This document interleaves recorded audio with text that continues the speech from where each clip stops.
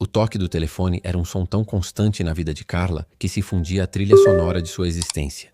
Não era o toque moderno e estridente de um celular, mas o tilintar clássico e metálico do aparelho fixo que repousava sobre a mesa de canto na sala. Naquela tarde, ele soou exatamente às 15h37, como sempre acontecia às terças e quintas-feiras. Era a chamada de sua mãe, Dona Isaura. Carla deixou a xícara de chá morno sobre o balcão da cozinha e caminhou até o aparelho. Seus pés, encerrados em meias antigas e desbotadas, arrastavam-se levemente pelo piso frio. O cansaço daquele dia de trabalho, somado ao peso silencioso da solidão, parecia impregnar cada um de seus ossos. Ela atendeu. Alô? Minha filha é a sua mãe. A voz do outro lado da linha era um registro familiar, uma cadência de preocupações e repetições que Carla conhecia de cor. A chamada seguia seu roteiro previsível. Os mesmos questionamentos sobre a alimentação, os mesmos conselhos não solicitados, a mesma ansiedade transbordando em cada sílaba. Carla respondia com monossílabos, seus olhos percorrendo a sala vazia, o sofá onde ninguém se sentava, os retratos na parede que contavam histórias de uma família que já não existia ali. Você está se cuidando, Carla? Está comendo direito? O tempo está para virar. Você é sempre tão descuidada com os casacos. Ela murmurava respostas evasivas enquanto sua mente vagava para longe daquela conversa. A solidão de Carla não era um buraco dramático e escancarado, mas sim uma névoa fina e constante que envolvia tudo, um zumbido de fundo na sinfonia de sua vida.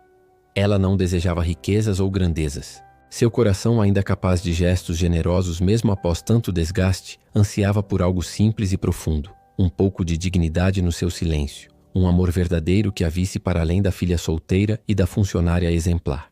A chamada com a mãe durou exatos 12 minutos. Quando desligou, o silêncio que se seguiu pareceu mais denso do que antes. Foi nesse vácuo, nesse intervalo entre a rotina e a noite, que o inesperado aconteceu. O toque do telefone ecoou novamente pela sala, mas desta vez era diferente. Não era o tilintar habitual. Era um toque mais longo, mais insistente, quase urgente. Carla franziu a testa, confusa. Ninguém ligava para ela naquela hora. Com um movimento hesitante, ela ergueu o receptor mais uma vez. Alô? Do outro lado da linha não veio a voz previsível de sua mãe, nem a de um telemarketing ou um amigo. Inicialmente, houve apenas um ruído, um som de interferência que parecia carregar ecos de um lugar distante e caótico. E então, uma voz surgiu. Era a voz de um homem, rouca, trêmula, carregada de uma angústia tão visceral que fez Carla apertar o fone contra o ouvido. Por favor. A voz disse, e a palavra soou como um fio se desfazendo. Alguém pode me ouvir? Não era uma ligação de pedido de ajuda comum. Havia algo naquele tom, naquela vulnerabilidade crua que cortou através da névoa de cansaço de Carla. Era um apelo lançado ao acaso, uma garrafa jogada no oceano digital que por um capricho do destino chegara até ela. Sua reação inicial não foi de medo ou incômodo. Foi um impulso genuíno de compaixão, aquele gesto fundamental que, sem que ela soubesse, seria o motor de toda a trama que se desenrolaria. Estou ouvindo, ela respondeu, sua própria voz mais suave do que era há muito tempo. Quem está falando?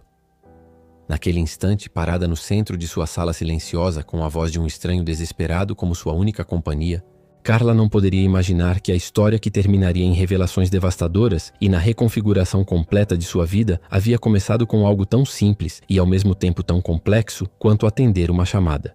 Nos dias que se seguiram àquela chamada inicial, Carla encontrou-se envolta em uma nova rotina, tecida não por gestos físicos, mas pelas linhas telefônicas que agora carregavam vozes e confidências. O toque do telefone, que antes anunciava apenas a ligação previsível de sua mãe, transformou-se em um som cheio de possibilidades. E pontualmente todas as noites, por volta das 21 horas, o aparelho soava com aquele toque mais longo e insistente que ela já começava a reconhecer. Era ele. O homem da voz rouca e trêmula, que se apresentara como Eduardo na segunda chamada. A princípio, as conversas foram breves e cheias de hesitações. Eduardo parecia um animal assustado, testando o terreno de sua paciência. Mas Carla, com uma generosidade que nem ela mesma sabia possuir em tão grande medida, ofereceu-lhe o mesmo que lhe dera na primeira noite, uma escuta atenta e sem julgamentos. Aos poucos, a convivência virtual floresceu. Eduardo não estava fisicamente na casa de Carla, mas sua presença tornou-se tangível através daquele fio de voz. Ele demonstrava cuidado nas pequenas coisas, lembrando-se de detalhes que ela mencionara em conversas anteriores. Você disse que teve uma reunião difícil hoje, Carla. Ele dizia, sua voz um pouco mais firme. Conseguiu descansar um pouco? Lembre-se de beber água. O cansaço desidrata. E ela, surpresa por alguém notar tais minúcias em sua vida, respondia com um calor que há muito não sentia. Sim, Eduardo. Estou aqui com uma xícara de chá. Obrigada por lembrar. As rotinas simples adaptaram-se perfeitamente àquele universo de chamadas. Eles não cozinhavam juntos, mas compartilhavam receitas ao telefone, descrevendo os sabores e os aromas como se estivessem na mesma cozinha. Carla, em sua solidão, começou a experimentar as sugestões dele, e ele, do outro lado da linha, parecia alimentar-se dessas descrições. Hoje fiz a sopa de lentilha que você me sugeriu.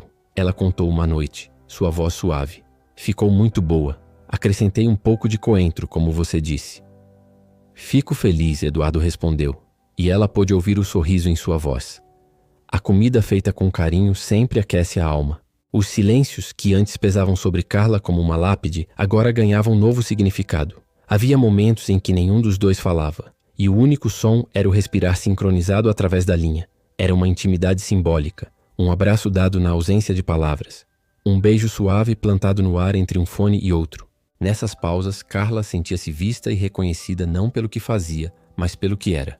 Uma mulher cansada, sim, mas também capaz de acolher e de se deixar acolher. Eduardo, por sua vez, parecia renascer naquelas conversas. Aos poucos, a voz trêmula foi dando lugar a um tom mais confiante. Ele contava fragmentos de sua história, um passado cheio de perdas, uma vida que o levara a errar por lugares escuros e a solidão que o consumia antes daquela chamada quase desesperada. Agora, ele se sentia menos invisível. A compaixão de Carla devolvia-lhe um pedaço de sua dignidade. Ninguém me ouvia há tanto tempo, Carla, ele confessou numa dessas noites a voz embargada. Você me fez lembrar que ainda posso ser alguém. E ela, com o coração apertado de uma emoção que não entendia completamente, sussurrou. Você sempre foi, Eduardo. Só precisava de alguém para ver. As semanas viraram meses e as chamadas diárias tornaram-se o eixo em torno do qual a vida de Carla girava. Ela já não arrastava os pés pelo chão frio com a mesma resignação. Agora, havia um ligeiro vigor em seus passos, uma antecipação no olhar quando a hora se aproximava. O cansaço físico ainda existia, mas era mitigado pelo calor que aquelas conversas traziam. Seus dedos, que antes tamborilavam na mesa de tédio, agora traçavam círculos suaves no ar enquanto ela ouvia, como se estivesse tentando tocar a voz do outro lado. O amor floresceu na simplicidade daquelas interações. Não havia grandiosidade, apenas a verdade crua de duas almas se encontrando no espaço etéreo das chamadas telefônicas.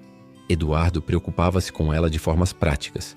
Lembrava-a de tomar seus remédios quando ela estava resfriada, encorajava-a a perseguir um pequeno curso de pintura que sempre sonhara fazer e celebrava suas pequenas vitórias como se fossem deles dois. Carla, por sua vez, oferecia-lhe um porto seguro. Ouvia seus medos, acalmava suas ansiedades noturnas com histórias suaves e, numa noite particularmente difícil, cantarolou uma canção de ninar que sua avó lhe ensinara, embalando-o para um sono que ele dissera ser o primeiro tranquilo em anos.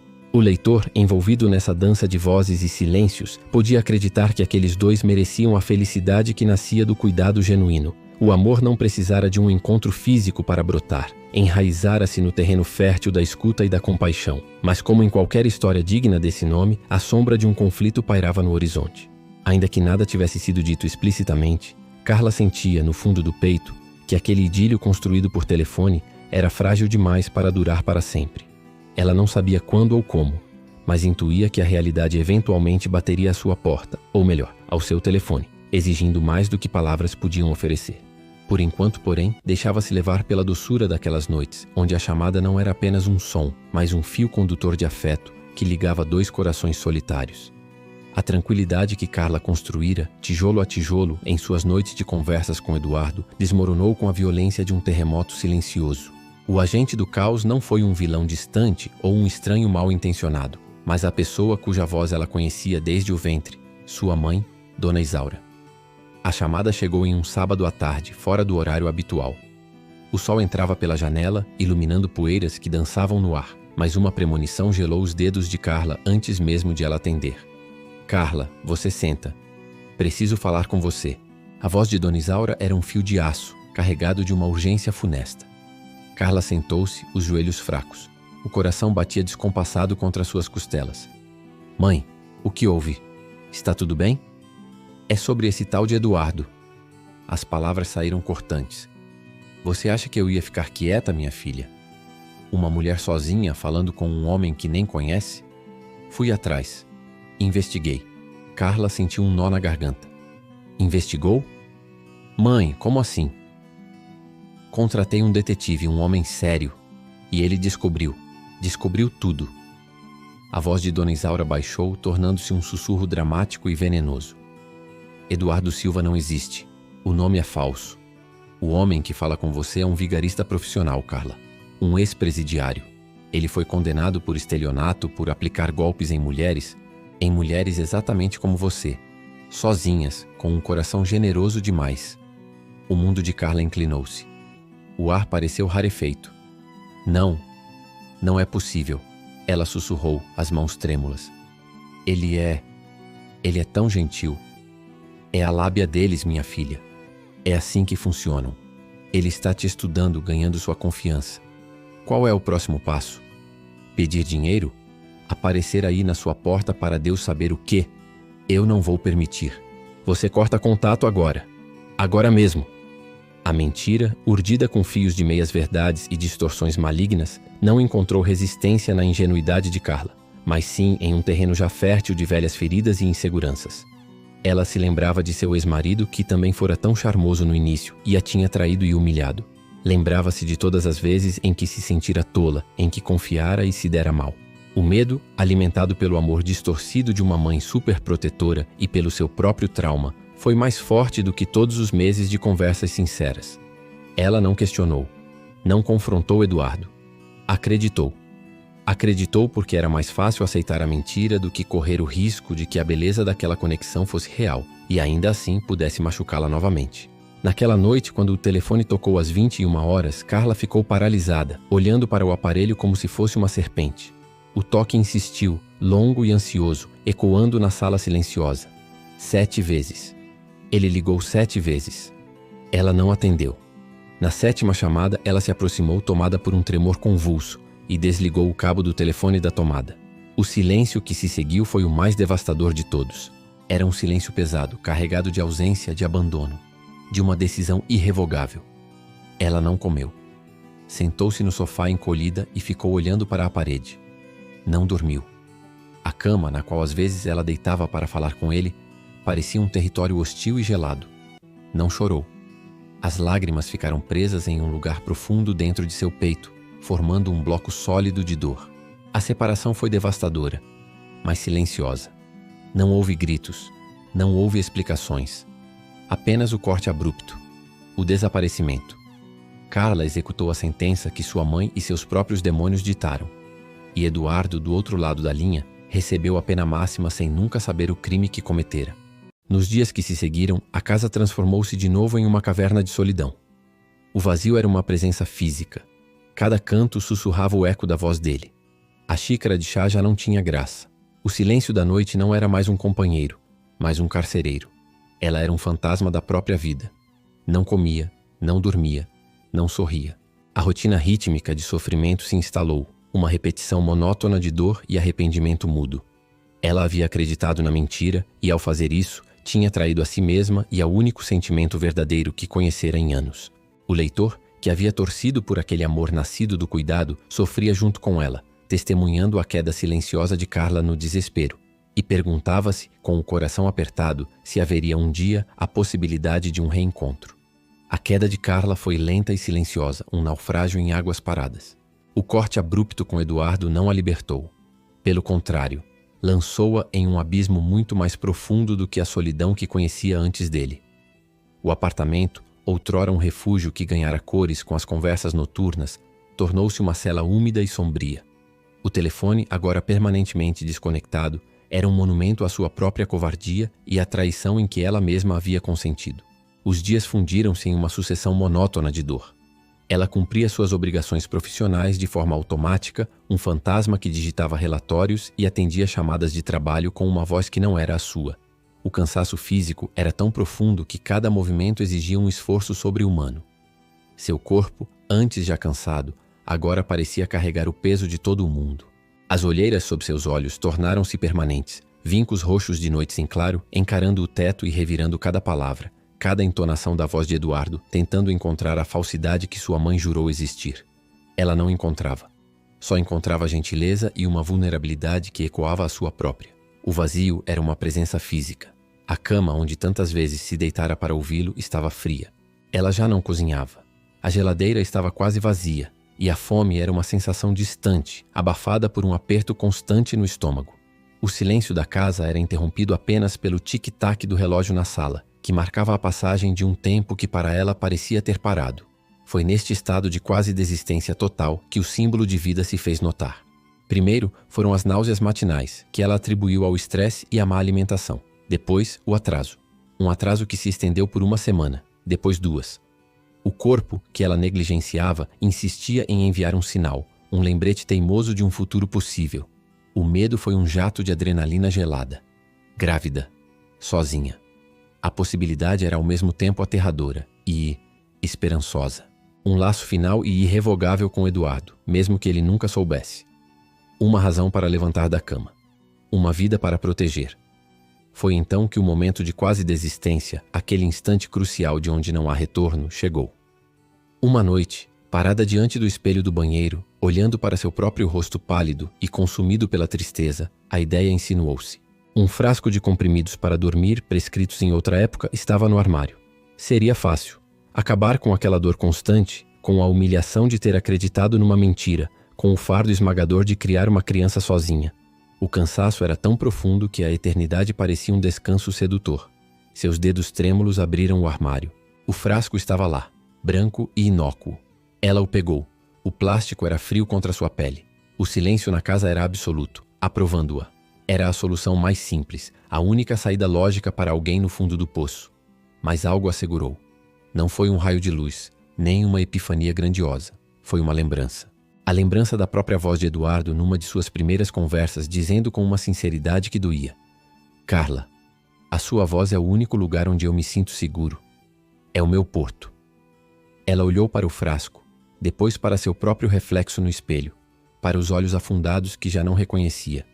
E então seus olhos baixaram para seu ventre ainda plano. Lá dentro, uma centelha daquela conexão, real ou não, existia. Uma parte dele.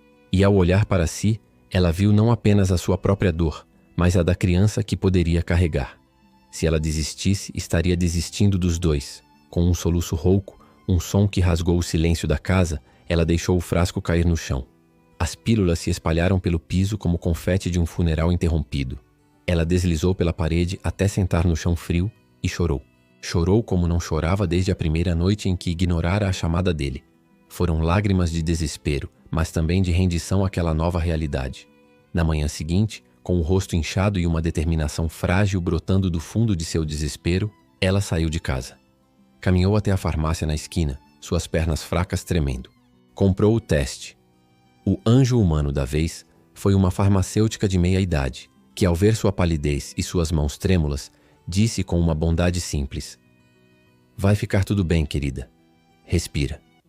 De volta ao banheiro, o pequeno visor mostrou o resultado que ela no fundo já sabia. 2 linhas vermelhas. Positivo.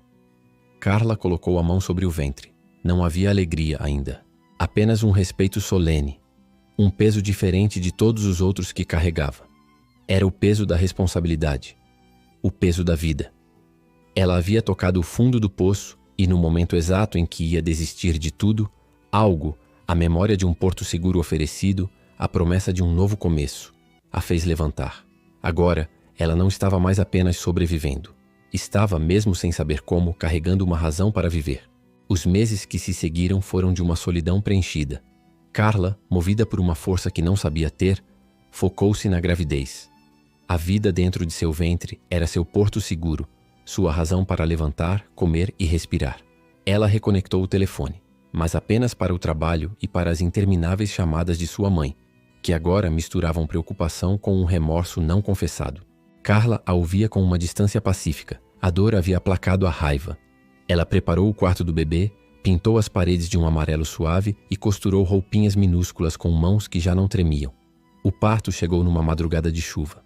Foi longo e difícil, Mas quando a enfermeira colocou em seus braços uma menina de faces rosadas e um fino cabelo castanho, Carla soube que toda a dor havia valido a pena. Chamou-a de Sofia. Os primeiros 2 meses de Sofia foram uma roda viva de cansaço e descobertas. Numa tarde tranquila, com a bebê a dormir em seu colo, o telefone tocou. Era um número desconhecido. Com o coração inexplicavelmente acelerado, Carla atendeu. Alô? Do outro lado, houve um silêncio carregado, seguido de uma voz que a fez congelar. Era mais profunda, mais sólida, mais inconfundível. Carla? Era Eduardo. O choque foi tão físico que ela quase deixou cair o telefone. A voz saiu-lhe como um sopro. Eduardo? Sim. Por favor, não desligue. Só preciso saber se está bem. A voz dele era carregada de uma emoção contida, de anos de saudade e dor. Ele a encontrara. Não por acaso. Explicou-lhe com palavras medidas que, após o silêncio abrupto, ele desesperou. A dor dele foi tão profunda quanto a dela. Inicialmente pensou que ela se arrependera de o ter ouvido, mas algo lhe dizia que não era assim.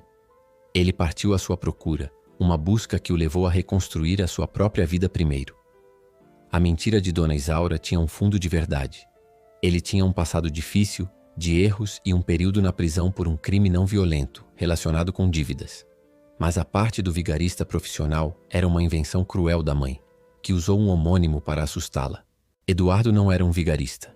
Era um homem que se perdeu e que, na escuridão, encontrou a voz de Carla. O seu desaparecimento não foi por falta de interesse. Foi o tempo que ele precisou para se reerguer, para se tornar alguém digno dela. Estudou, trabalhou, lutou. E agora, finalmente, tinha informações suficientes para a encontrar. Eu jurei a mim mesmo que não apareceria na sua vida sem poder oferecer algo mais do que palavras. Ele disse, a voz falhando. Eu sou enfermeiro, Carla. Trabalho no hospital da cidade. Consegui. A revelação não foi sobre riqueza, mas sobre redenção. Ele não voltava com uma fortuna, mas com uma profissão, com dignidade, com o orgulho de ter vencido os seus demônios.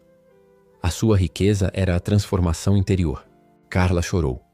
As lágrimas corriam livremente pelo seu rosto enquanto segurava Sofia contra o peito. Contou-lhe tudo. A mentira da mãe, o seu medo, a sua covardia, a solidão profunda e, por fim, a gravidez. Ela chama-se Sofia, sussurrou Carla. Houve um silêncio do outro lado da linha, e então um suspiro profundamente comovido. Sofia, repetiu ele como se fosse a palavra mais preciosa do mundo. Ele pediu para vê-las. Não exigiu, suplicou. Carla, com o coração a bater descompassado, concordou. O reencontro foi no parque perto da casa dela, junto ao lago onde ela costumava caminhar e imaginar as conversas. Ele estava lá, esperando. Diferente. Os ombros mais largos, a postura mais firme, mas os olhos eram os mesmos que ela via na sua memória, cheios de uma vulnerabilidade honesta. E nos seus braços ele carregava um pequeno ursinho de pelúcia. Carla aproximou-se com Sofia aninhada num sling contra o seu peito. Os olhos deles encontraram-se, e toda a dor, toda a saudade, toda a mentira desfeita pairou no ar entre eles. Você cortou o meu oxigênio, Carla, disse ele, a voz rouca, as lágrimas brotando nos seus olhos. E você partiu o meu coração ao ir embora.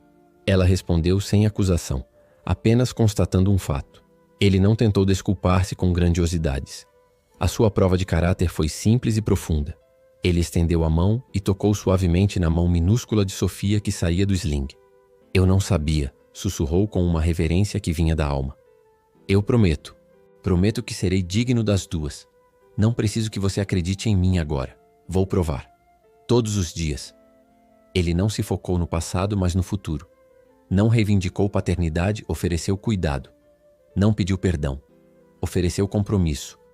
Carla olhou para ele, para a sua dor redimida, para a sua humildade perante o milagre de Sofia, e pela primeira vez desde que o conhecera, sentiu uma paz completa. O amor verdadeiro não precisava de evidências dramáticas, precisava de presença, de constância, de uma mão estendida no parque numa tarde de outono. Ela não se rendeu facilmente, mas a sua mão encontrou a dele e os seus dedos entrelaçaram-se. O toque foi um fecho, um pacto silencioso de recomeço. O leitor, que sofreu com a separação e temeu pelo destino de Carla, pôde finalmente suspirar de alívio. Agora sim. Eles mereciam. O final não foi marcado por uma festa ou um gesto grandioso, mas pela quietude simbólica de um recomeço. O apartamento de Carla, outrora um reflexo de sua solidão, transformara-se em um lar. Os sons agora não eram apenas o tic-tac do relógio ou o silêncio opressor, mas o balbuciar de Sofia e os passos tranquilos de Eduardo, que se tornaram uma presença constante e terna. A redenção não chegou com o perdão fácil, mas com a construção paciente de uma nova verdade. Dona Isaura, consumida pelo remorso, confessara a manipulação completa, a forma como distorceu os fatos e inventou a história do vigarista para proteger a filha de um mundo que ela mesma temia. O perdão de Carla veio lentamente, não como uma absolvição, mas como um entendimento da fragilidade humana. O amor de uma mãe, mesmo quando distorcido, ainda era uma forma de amor. Eduardo cumpria sua promessa todos os dias, não com palavras, mas com atos. Era ele quem trocava Sofia à noite para Carla poder descansar, quem preparava o chá quando ela estava exausta, e quem consertava pequenas coisas no apartamento com as mãos que agora cuidavam e não mais erravam. A riqueza deles não estava em contas bancárias, mas naquele espaço seguro que haviam construído juntos, um refúgio contra as tempestades do passado. Numa tarde calma, com Sofia a brincar no tapete da sala, Eduardo aproximou-se de Carla, que observava a cena com um sorriso suave. Ele pegou sua mão e apontou para o telefone, agora um objeto silencioso e integrado à decoração. "Lembra-se", ele disse, sua voz um sussurro carregado de emoção, "daquela primeira chamada? Quando a minha voz era tudo o que eu tinha para te oferecer." Carla inclinou a cabeça para o ombro dele, um gesto de intimidade que se tornara natural. "Sim, e eu estava com tanto medo, mas era o som mais importante do meu mundo." O título Chamada, que outrora ecoava como um prenúncio de dor e traição, agora ressoava como o marco que não os destruiu, mas que os fortaleceu. A ligação que os separou foi a mesma que, no fim, os reconectou de uma forma mais profunda e verdadeira. O último parágrafo foi breve e definitivo. Carla olhou para Eduardo, depois para Sofia e sussurrou, não para ele, mas para o universo que os unira. Atendi a chamada do destino, e ele me devolveu a vida. Era isso. Não precisavam de mais nada. O amor verdadeiro provara que seu valor não estava na riqueza ou na facilidade, mas na capacidade de se erguer das cinzas do sofrimento, mais forte e mais sábio. Agora tinham um ao outro, e Sofia pelo simples fato de serem quem eram. O eco da superação preenchia a sala, tão palpável quanto a luz do entardecer que banhava os três. A chamada final não era de desespero, mas de compaixão, e ela havia sido atendida.